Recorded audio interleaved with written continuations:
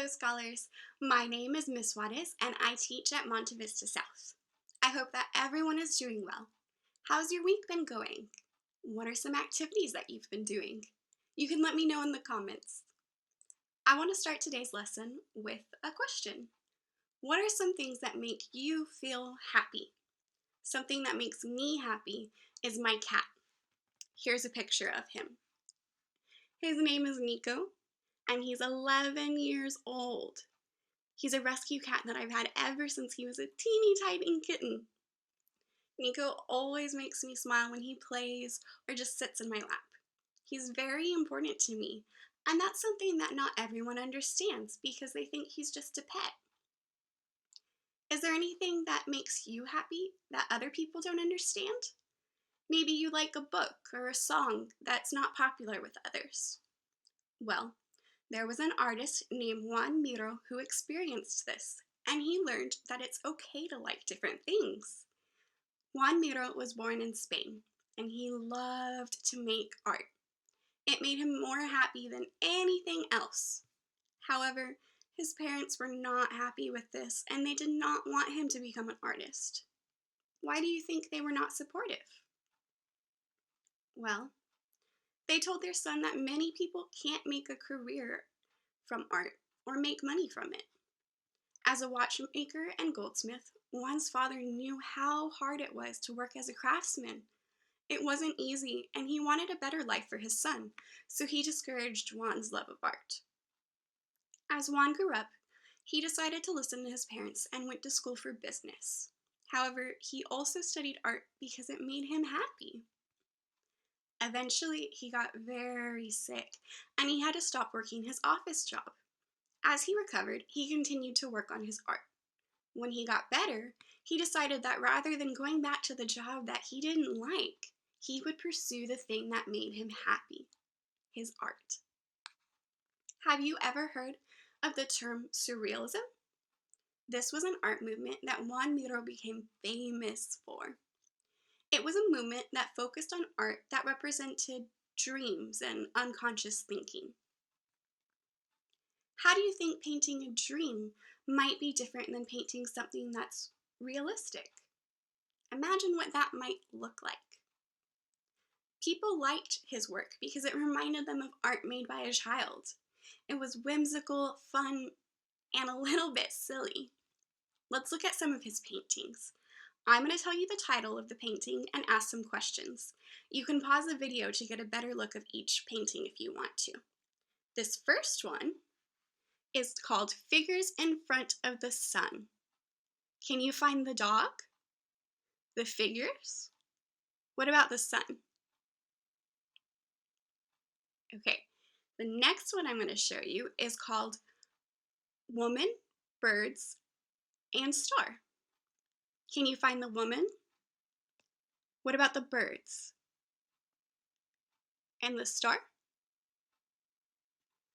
Okay, the last one I'm going to show you is called The Garden. What creatures and images can you find in the garden? The colors Miro used were bright and simple. That's another reason that his art made people feel happy and feel so good. Colors have a wonderful way of doing that to us. Tell me your favorite happy color in the comments. For today's activity, we're going to make some art that's inspired by Joan Miro. The supplies that you need for this activity are blank paper, a black marker or pen, and something to color with. Crayons, colored pencils, markers, whatever you'd like to use. The first thing you're going to do is to take your black marker and make a shape on your paper. You can do a heart, a diamond, a circle, a square, or even just a squiggly shape that you make up. I think I'm just going to do an organic shape like this. It looks a little bit like a cloud, doesn't it? Okay, now you can add other shapes or a face or whatever you want.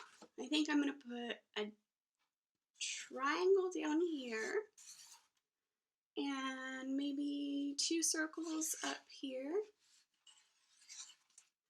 And let's give this a face.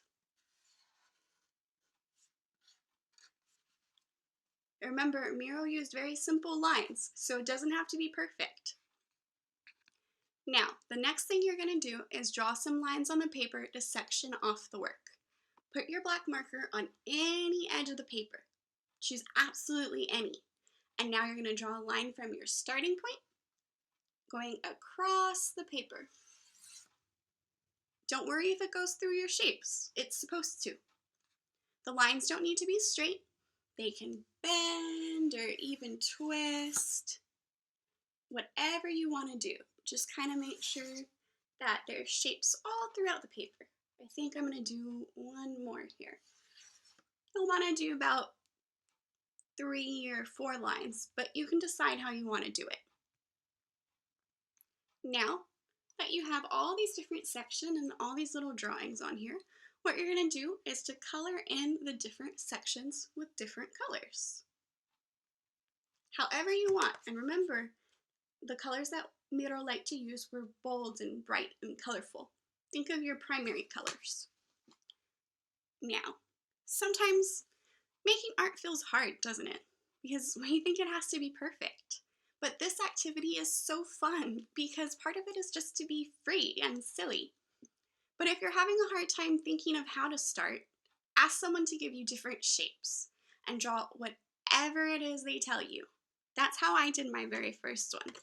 I asked one of my family members to just tell me different shapes, and I just drew them all onto my paper, however I wanted. And this is what I ended up with. What do you think?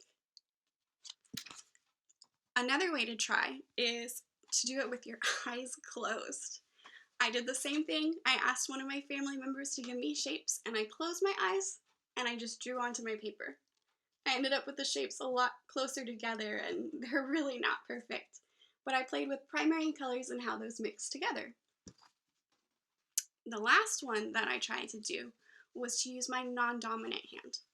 I'm right-handed, so I used my left hand to try and draw the shapes. They ended up much more squiggly, and I kind of made it look like a night scene using blues and greens. Well, what do you think of today's activity? Was it fun to learn a little bit about Surrealism art? Do you think Miro's art is fun? You can let me know in the comments below. I hope you all enjoyed today's lesson and activity. You can post pictures of your artwork in the comments. I would love to see what you made. That's it for today, scholars. Bye for now, and I hope you have a wonderful week.